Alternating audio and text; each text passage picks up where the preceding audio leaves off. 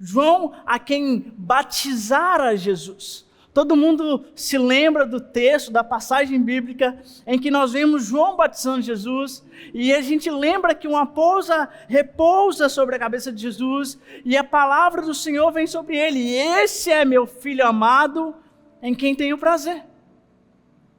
É engraçado porque se a gente olhar o contexto dessa história, a gente vê João crescendo junto com Jesus.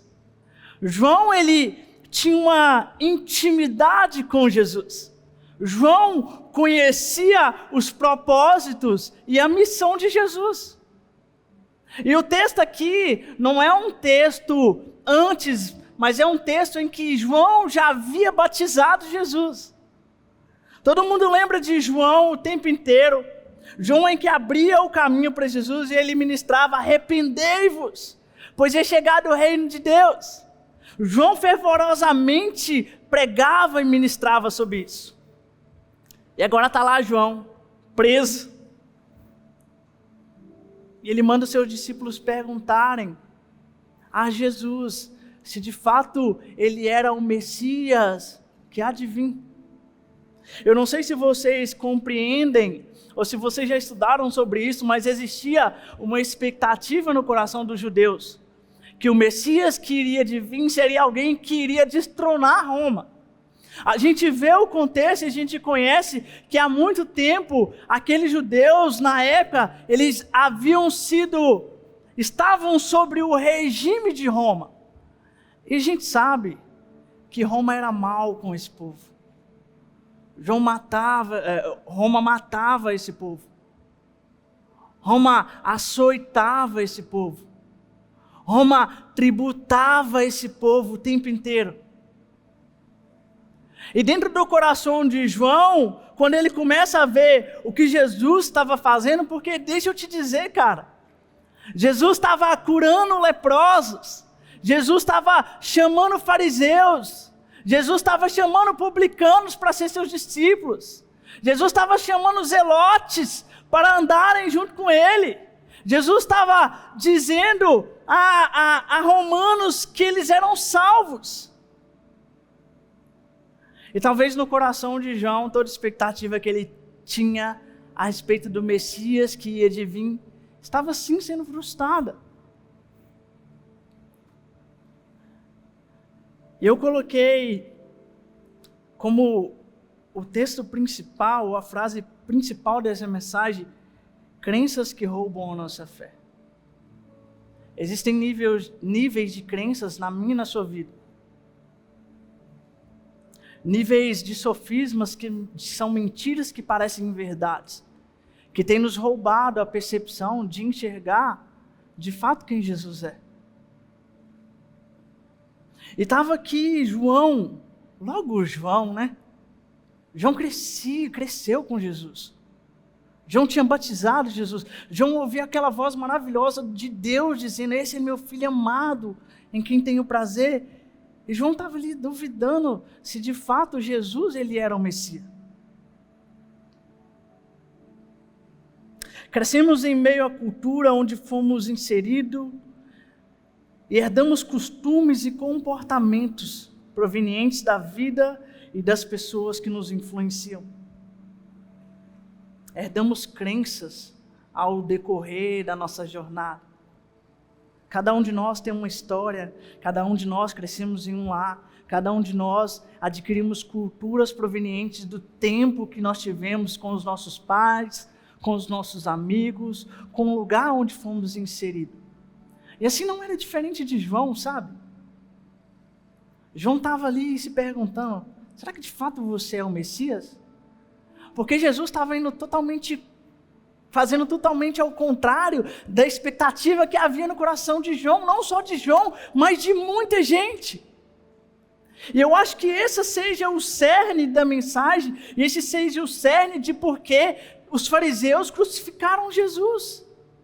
Estavam tão cheios de si, tão cheios de crenças, tão cheios de expectativas. E sabe, talvez nós viemos para Jesus dessa forma, cheio de expectativas, cheio de crenças. Eu me lembro quando eu me converti muito novo. Eu me batizei aos 12 anos de idade. E depois de um tempo eu me afastei da igreja, por um longo tempo. E eu me lembro que aos 17 para 18 foi quando eu retornei à igreja. E eu me lembro muito bem que a minha vida estava muito ruim, muito ruim. Parece que tudo estava dando errado. E eu me lembro que a crença que eu coloquei no meu coração era que se eu não fosse para Jesus eu iria morrer. E eu me lembro que eu vim para Jesus por medo de morrer e ir para o inferno. E por muito tempo eu caminhei em fé nessa crença. E Bruno, isso é errado de forma alguma. Muitos de nós viemos para Jesus por meio de crenças. Crenças que Jesus poderia mudar as nossas vidas, poderia nos tirar daquele lugar de sofrimento, daquele lugar onde éramos rejeitados e nos levar a um lugar de glória. E eu me lembro que eu lendo a passagem bíblica, eu lendo o Evangelho, eu me lembro de uma passagem que Jesus disse assim: olha, aquele que quiser ganhar a sua vida, perca ela em meu nome. E eu me lembro que os meus olhos se abriram. E eu comecei a entender que se de fato eu quisesse ganhar a vida em Cristo, eu teria que perder ela em nome de Jesus. E não me mover baseado numa crença que eu tinha no meu coração. Que eu poderia morrer e ir para o inferno, e tudo bem. Volto a dizer, muitos de nós viemos para Cristo por isso. Muitos de nós viemos para Cristo com a expectativa que Deus, Ele seria capaz, e Ele de fato Ele é capaz de nos transportar e de nos levar a um nível de prosperidade financeira, de nos levar a um nível de maturidade, sim. Mas se a gente não entender que o maior mandamento é amar o Senhor acima de todas as coisas, com toda a sua força, com todo o seu entendimento, a gente vai continuar nos movendo só pelas nossas crenças e pelas nossas expectativas. E eu não sei se você já reparou, mas a Bíblia está repleta de gente que estava cheio de expectativas a respeito do Messias. Se a gente for olhar, todos os discípulos tinham essa expectativa. Todos os discípulos, todos os apóstolos tinham essa expectativa. Jesus estava o tempo inteiro dizendo: olha, é necessário que eu vá, eu vou morrer, eu vou ser crucificado. E muitos dos discípulos não acreditavam. Muitos dos discípulos se perguntavam: não é capaz que eu morrer, eu dou a minha vida pelo Senhor. É engraçado porque feliz é aquele que não se escandaliza por causa de Jesus. Feliz é aquele que não se escandaliza por causa de Jesus. Feliz é aquele que entende que não é a respeito da minha expectativa, mas é a respeito do que Ele quer fazer na minha vida, independente da minha expectativa. Não é a respeito de crenças que foram criadas, não é a respeito de crenças que eu fui adquirindo ao longo da minha vida, mas é a respeito do que Jesus e do nível de entrega que eu tenho para com Jesus. Feliz é aquele que, mesmo sem entender, não para de se mover. Feliz é aquele que, mesmo vendo que Jesus muitas vezes vai nos pedir e nos cobrar algo totalmente diferente das nossas expectativas, mesmo assim eu continuo me movendo em direção a Jesus. E cara, se tem uma coisa que eu aprendi no decorrer da minha caminhada é que Jesus vai estar sempre nos cobrando níveis de renúncia. E quanto mais eu renuncio, quanto menos eu tenho de mim, mais eu tenho de Jesus. A pergunta que eu quero deixar para vocês é: o que Jesus tem pedido para nós renunciarmos? Talvez sejam amizades, talvez sejam crenças. Talvez a gente está precisando começar a entender Aquela passagem que diz: seja seu sim, sim, e o seu não, não. Porque o que passa disso é do maligno. Talvez a gente ainda tenha frequentado ambientes que já era para a gente ter deixado há muito e muito tempo. E a gente tem criado expectativas a respeito do que Deus pode fazer, e sim, Ele vai fazer. Mas a pergunta é: quanto que Deus tem de você? Porque é normal, eu digo isso direto, porque é normal pela nossa cultura, pelos nossos ambientes inseridos, é normal a gente ser influenciado por outras pessoas. É normal a gente viver buscando materialismo. É normal a gente querer crescer na vida, sim ou não? Mas Deus tem sido o centro disso. Porque olha, aquele que quiser ganhar a sua vida, perca em meu nome. É engraçado porque a gente vive e a gente gasta uma vida inteira em busca de adquirir níveis de recurso, em busca de adquirir cura para nós e para as nossas famílias. Mas eu me lembro de 10 leprosos que Jesus curou e apenas um voltou. Aquele um que voltou entendeu o que Jesus queria. E aquele um que voltou ganhou a salvação. Porque não é a respeito do que Jesus tem para nos oferecer, porque aquilo de melhor que Ele podia nos oferecer e não teve reserva, Ele nos ofereceu na cruz do Calvário. E ali Ele entregou tudo por mim e por você. Tudo. E às vezes a gente gasta uma vida inteira baseado nas nossas crenças, nas nossas expectativas. E a gente tem expectativa de tudo, irmão. A gente vem para a igreja cheio de expectativas de quem será o pregador, de que mensagem que irá acontecer, de como será o louvor. Sabe? A gente tem várias expectativas e é natural que a gente crie expectativas.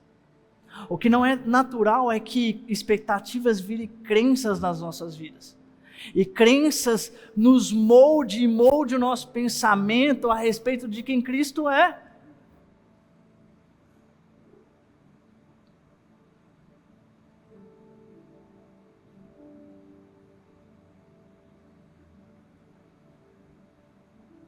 Assim somos nós, querendo que Jesus se mova nos nossos moldes, mediante as nossas expectativas.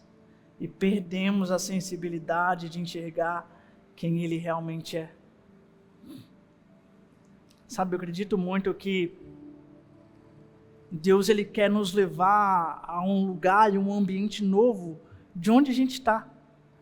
A um nível espiritual e um nível de contemplação, mas um nível de contribuição para o reino dEle. E sabe, de coração a gente conhece muito bem alguém que, movido por uma crença incessante no seu coração, incessante, implacável no seu coração, levou isso até os últimos níveis de crença. E foi Judas. Quantos aqui se lembram de Judas? Judas estava ali, caminhando com Jesus, 3 anos e meio, cara, caminhando com Jesus, vendo todos os feitos, vendo Jesus libertar as pessoas, vendo Jesus curar. João foi um dos quem Jesus enviou para ministrar e para curar pessoas também. Judas, né? E Judas estava ali, vivenciando tudo aquilo com um coração cheio de expectativas, gritando dentro dele, mas Jesus, quando é que o Senhor vai destronar Roma? A expectativa dentro do coração, quando é que o Senhor será o Rei dos Reis e o Senhor dos Senhores que destronará Roma?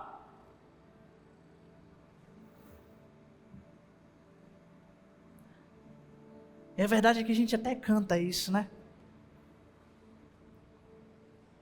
Cheio de expectativa no coração, cara. cheio de crenças, criado por si mesmo, sabe? Ao ponto de não conseguir enxergar o Messias do lado dele. A gente sabe o contexto, a gente sabe que Judas entregou Jesus, e depois Judas, não o suficiente de vez se arrepender, a palavra do Senhor vai dizer que ele sentiu remorso, e pelo remorso ele se moveu, e resolveu ir aos fariseus e dizer: olha, eu entreguei sangue inocente. E os fariseus: olha, o que tenho eu com isso? A gente conhece o fim da história de Judas. Judas vai e se enforca. E talvez a gente está assim, sabe? Com o coração petrificado, com medo de se mover diante de Cristo, porque a gente sabe que à medida que a gente se move, mais Ele vai pedir da gente, e mais a gente vai ter que renunciar, e com medo. Ah não, Jesus, o Senhor é bom para mim, mas o Senhor é bom só até aqui. O Senhor é bom para mim, Jesus, mas o Senhor não está suprindo as minhas expectativas. E quem disse que o Senhor é obrigado a suprir as nossas expectativas? Quem disse?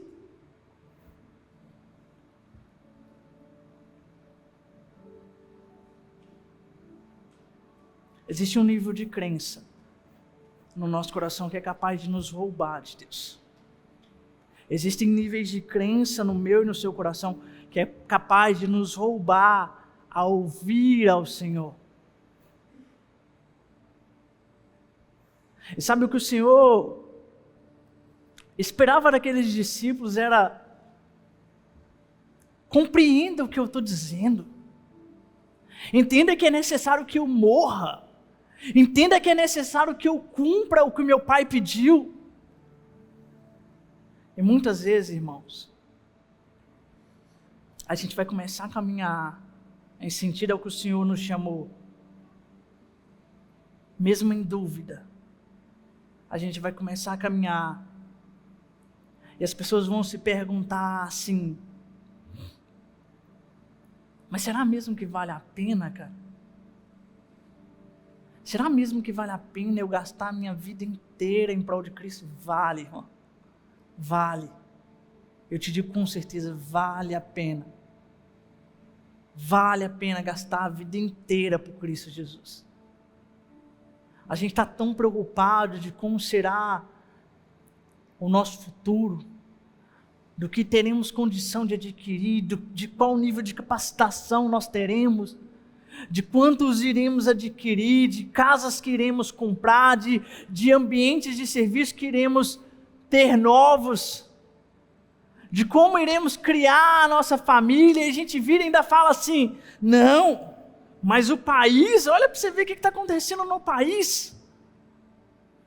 E a gente está cheio de preocupações que tem nos roubado a ouvir ao Senhor. Cheio de expectativas nos nossos corações.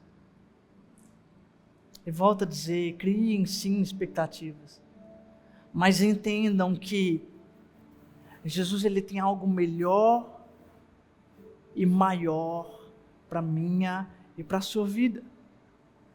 Então, mesmo que não faça sentido, mesmo que a gente não enxergue o caminho, mesmo que os nossos olhos não veem, não pare, não pare, não tenha medo de seguir o que Jesus tem te pedido. E cara, Jesus está o tempo inteiro nos pedindo. Jesus estava o tempo inteiro dizendo: eu preciso ir, eu preciso ser crucificado. Olha, o Filho do Homem, ele precisa ser crucificado. É engraçado que tem um texto bem conhecido da gente, que está lá em Marcos 8, 31, que é a respeito de alguém bem conhecido da gente, que é Pedro. Ele diz assim: então Jesus começou a ensinar-lhes o que era necessário que o Filho do Homem sofresse muitas coisas, fosse rejeitado pelos anciões, pelos principais sacerdotes e pelos escribas, fosse morto e que depois de 3 dias ressuscitasse. E isso ele expunha claramente. E então Pedro, chamando-o à parte, começou a repreendê-lo. Mas Jesus, voltando-se e vendo seus discípulos, repreendeu Pedro e disse: saia da minha frente, Satanás, porque você não leva em consideração as coisas de Deus, e sim as coisas do homem. Olha Pedro, cara. Pedro era mais um dos apóstolos que estavam caminhando com Jesus, que tinha visto todas as maravilhas que Jesus tinha feito, que tinha observado tudo que Jesus... E olha que essa não era a primeira vez que Jesus estava dizendo: cara, eu preciso ir.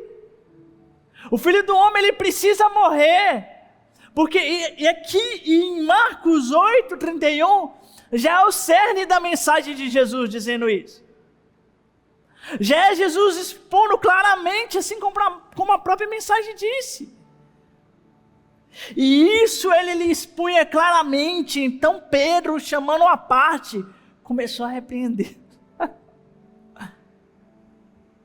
Cara, assim somos nós. Jesus está dizendo: cara, abra mão disso. Mas Jesus, isso aqui não, Jesus, me pede isso aqui que eu abro mão, mas isso aqui não. Quantos de nós vivemos a iminência da expectativa de uma resposta de Deus? E talvez não é por isso que a gente vem aqui de domingo a domingo: Senhor, me responda, Senhor, fale comigo, Senhor, use alguém para falar comigo. Quantos de nós já não oramos assim? E a gente fica na expectativa igual o Touro Ferdinando. Quem lembra do Touro Ferdinando? Do filme? Não, mas se essa maçã cair, que agora é a resposta de Deus para mim. Cara, Deus já tem falado. Talvez a pergunta que nós devemos nos fazer não é se Deus tem falado, mas se nós temos ouvido. Porque a gente está semana em semana gastando as nossas vidas e vindo, não só aqui, entrando para os nossos quartos, pedindo uma resposta a Deus.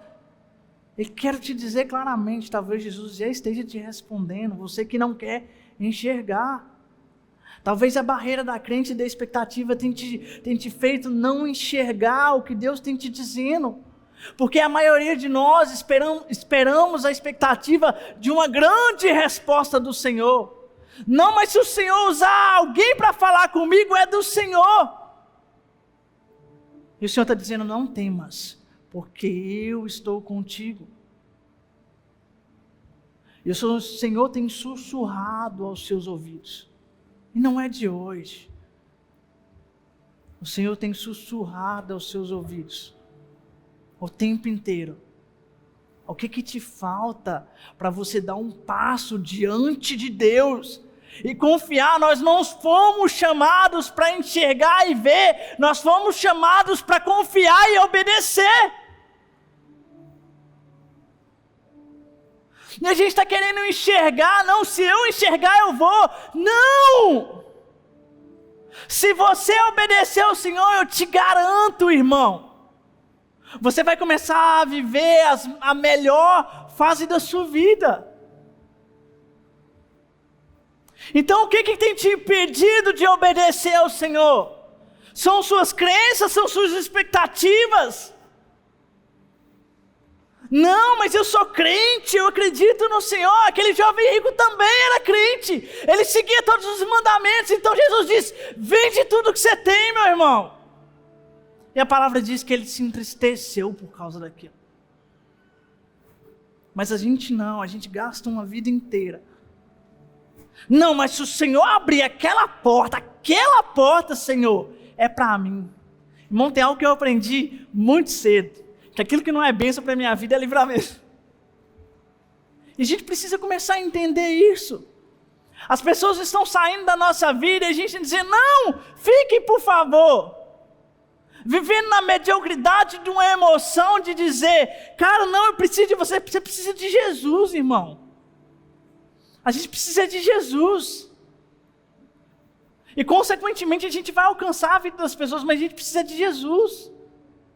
A gente não está precisando só que o irmão venha estenda a mão e fale o que a gente precisa fazer. Não, cara. Entre para o seu quarto, fecha a tua porta, porque o Deus que te vê, irmão, Ele vai te responder. Então o que tem faltado para a gente se mover em Cristo Jesus? É porque se a gente for olhar a situação, como diria aquele velho ditado, se eu te contasse a minha história debaixo de um pé de figueira, você chorava junto comigo. Está todo mundo passando por algo. Está todo mundo vivendo algo. Está todo mundo passando por uma luta, por uma circunstância. Mas não é sobre ver. Não é sobre o quanto a gente está vendo.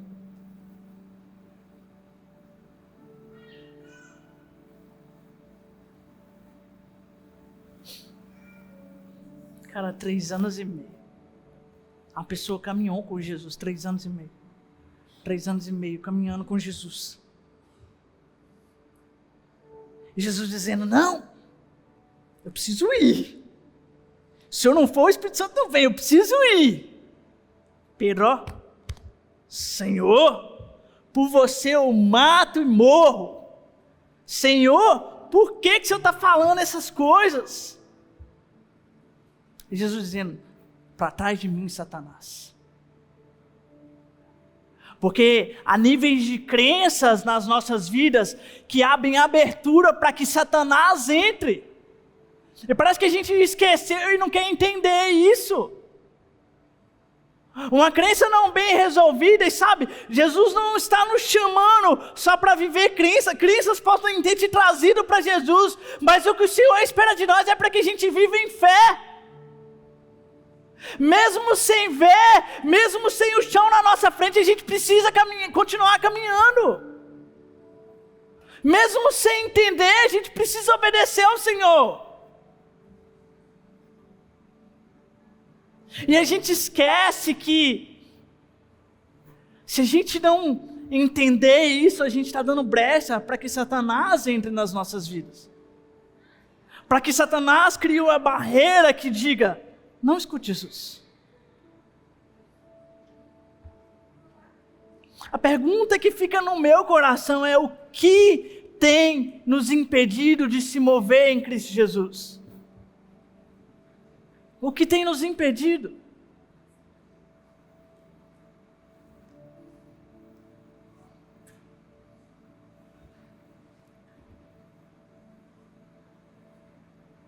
Níveis de expectativas que ultrapassam a expectativa de Deus nos fazem não ouvir a Deus.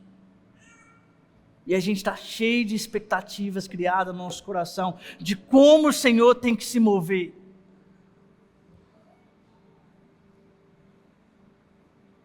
Porque se não for do meu jeito, não é a voz do Senhor. Não, irmão, é a voz da sua alma mesmo te dizendo. Olha lá o Bruno, voltando para Jesus, crendo que era suficiente ele acreditar que ele viria para Jesus só para não morrer e não ir para o inferno. Se a nossa vida se baseia somente nisso, nós somos os mais miseráveis homens. Se as nossas expectativas são em coisas terrenas, se a gente não conseguir enxergar aquilo que é celestial, aquilo que muitas vezes não vai fazer sentido. Mas Senhor, por que você está me pedindo isso? Mas eu continuo caminhando contigo. Independente de eu entender, eu continuo caminhando contigo. E assim como o pastor prega, o Espírito Santo pega na sua mão e começa a caminhar contigo, te dizendo, é por aqui, é por aqui, é por aqui.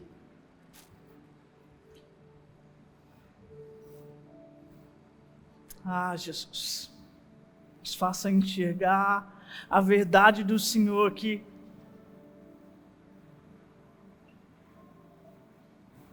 Estou caminhando para o final. Tem um texto em Lucas 24, que esse para mim é um dos textos que mais exemplificam bem isso tudo que eu estou falando. E diz assim, deixa eu abrir aqui que é melhor.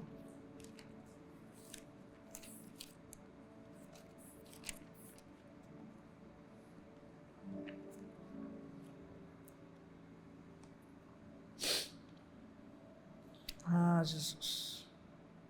Após a crucificação de Jesus, Jesus caminhava ao lado de dois homens. Esses mesmos dois homens se perguntavam a respeito de Jesus, se ele mesmo não sabia o que havia acontecido sobre Jesus de Nazaré, que havia sido preso e crucificado e morto. Esses dois homens, no caminho de Emaús, andavam ao lado de Jesus. Diga para o seu irmão, andavam ao lado de Jesus.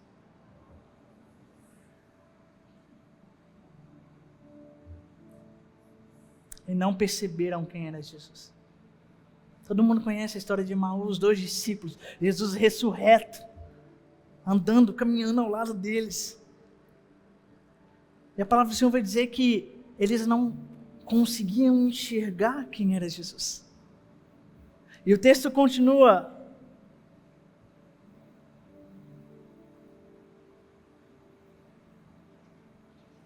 Ele não está aqui, ele ressuscitou. Lembre-se do que ele disse quando ainda estava com vocês na Galileia. É necessário que o Filho do Homem seja entregue nas mãos dos homens e seja crucificado e ressuscite no terceiro dia. Então lembraram-se das palavras de Jesus. Por mais repetido que seja, tem hora que a gente precisa, de fato, escutar novamente a respeito de Jesus. Por isso que a gente sai das nossas casas todo domingo e vem aqui, para a gente não se esquecer de quem Jesus é nas nossas vidas. Entretanto, os discípulos não acreditaram nas mulheres, porque as palavras delas pareciam loucura.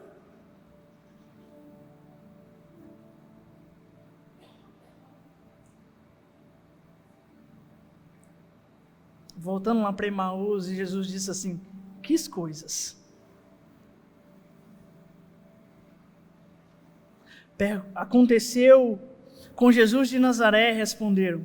Ele era um profeta poderoso em palavras e em obras, diante de Deus e de todo o povo. O chefe dos sacerdotes e as nossas autoridades o entregaram para ser condenado à morte e o crucificaram. Contudo, esperávamos que era ele quem traria a redenção a Israel. Hoje é o terceiro dia desde que tudo isso aconteceu. Porém, em Lucas 24, 30 diz assim: quando estavam à mesa com eles, tomou o pão, deu graças e o partiu. E então os seus olhos foram abertos e conheceram Jesus. Eles caminhavam junto com Jesus e não percebiam quem era Jesus. Porque o nível de expectativa, de crença no coração deles era o mesmo dos apóstolos, era o mesmo de João dizendo: olha, eu esperava que Jesus viesse para reinar sobre Roma, para destronar Roma.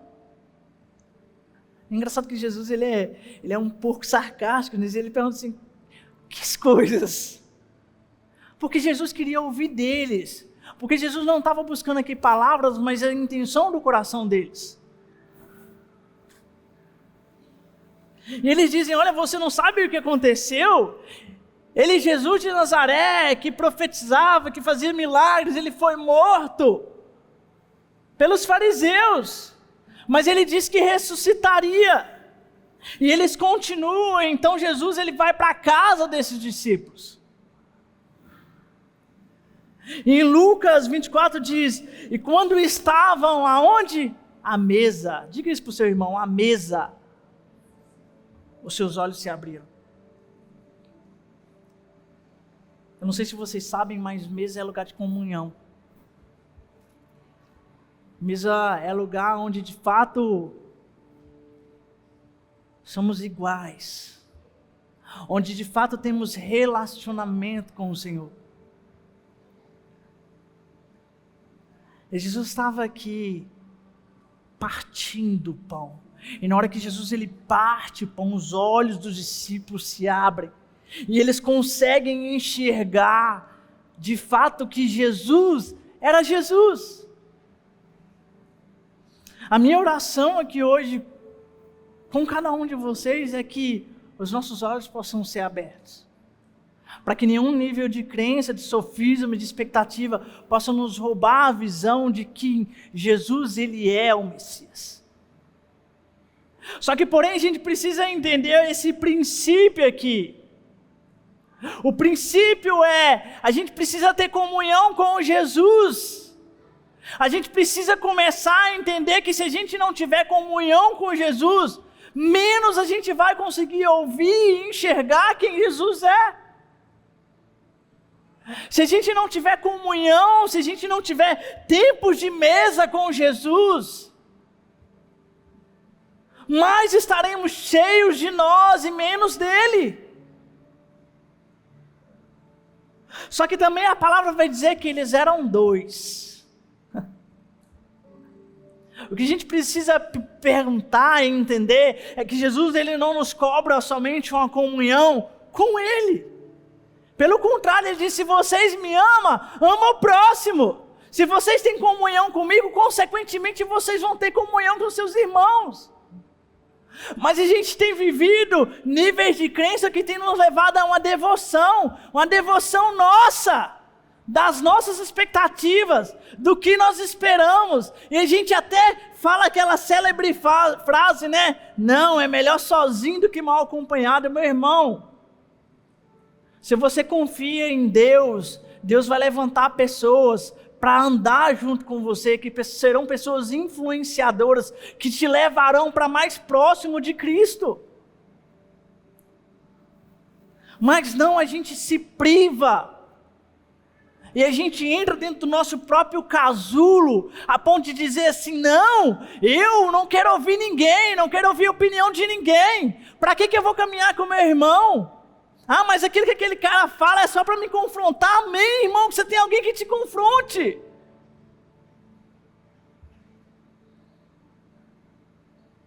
Amém, que você tem pessoas ao seu lado que conseguem enxergar o seu erro e te dizer, irmão, você está indo para esse caminho e esse caminho é tortuoso. Esse caminho, se você continuar indo por esse caminho, vai dar ruim. Mas a gente escuta isso, a gente vê os nossos irmãos falando, ah, mas esse irmão está com inveja de mim. Não está, cara. Não está. O pai corrige o filho que ama. E o pai usa a pessoa para nos corrigir. E a gente precisa entender isso. E a gente diz dentro do nosso coração, mas não. Para que eu vou andar com fulano de tal? Fulano de tal só me confronta o tempo inteiro. Glória a Deus pela vida de fulano de tal. Porque é num lugar de mesa, de comunhão com Jesus e com os irmãos que os nossos olhos são abertos. Na multidão de conselhos, a sabedoria. E a gente precisa começar a entender isso. E a gente quer continuar escutando a voz da nossa crença, que faz de nós e faz dentro de nós corações de pedra. Petrifica o nosso coração, petrifica os nossos ouvidos, petrifica os nossos olhos para que a gente não enxergue a verdade do Evangelho. Mas deixa eu te dizer uma coisa. Há posições que se eu e você tomarmos em Cristo Jesus, Ele é capaz, eu dizia isso agora para os meninos, a palavra do Senhor diz que Ele honra os que o honram. Se a gente se aproximar de Jesus em fé, mesmo que os nossos olhos não vejam, a gente vai sim começar a viver não só experiências, mas mudanças dentro da nossa vida e dentro das nossas casas. Mas se você se isolar e criar uma crença, uma devoção própria a si mesmo, você não vai conseguir experimentar o que Cristo quer para a sua vida.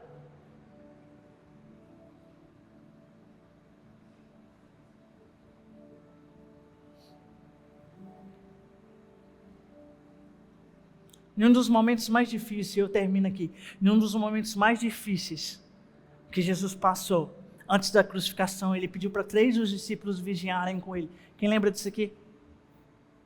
Jesus ele vai orar ao Pai, ele fala, olha, vigiem comigo. E Jesus ele olha, ele volta e ele vê os discípulos dormindo, e ele fala, olha, vocês não podem vigiar comigo. E ele faz isso por 3 vezes, Jesus angustiado. Porque às vezes a gente enxerga um Jesus só Deus, mas às vezes a gente esqueceu que Jesus ele também sofreu quanto homem. Havia níveis de ansiedade, níveis de medo dentro de Jesus. Jesus chorava, Jesus estava angustiado, e ele pediu para os seus discípulos, orem, vigiem comigo. Se o próprio Jesus pediu para ter comunhão, quem somos nós para negligenciar isso? Quem somos nós para entrarmos nas nossas vidas e acharmos que nós não precisamos das outras pessoas? O lugar onde houve mais crescimento na minha vida, e minha esposa está aqui, ela sabe disso. Nas nossas vidas, na nossa casa, foram em tempos de mesas que nós tivemos com os nossos irmãos. Foram em tempos de mesa onde nós aprendemos, onde reconhecemos os nossos erros, onde reconhecemos os nossos pecados. Porque há níveis de curas na minha e na sua vida que serão concluídos se nós confessarmos uns aos outros.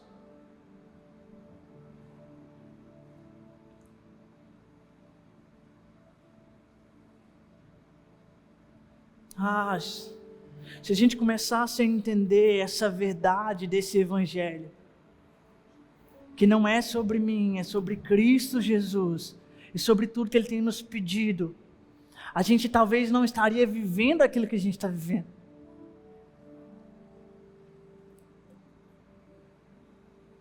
E eu quero orar por isso.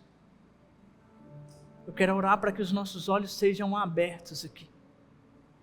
Eu quero orar para que não mais a gente possa viver no opróbrio da nossa expectativa e crença, mas para que os nossos olhos sejam abertos, para que a gente possa enxergar Jesus, e por mais difícil que isso seja, por mais que seja o nível de renúncia que o Senhor tem esperado de nós, por mais dolorido que seja, por mais que a gente sabe que a gente vai ter que abandonar certos níveis, certos lugares, certos ambientes, certas amizades, existe um lugar em Cristo Jesus onde os nossos olhos se abrem. E numa noite como essa, eu creio que em nome de Jesus os nossos olhos podem ser abertos. Enquanto os meninos louvam, queria convidar vocês a ficarem de pé.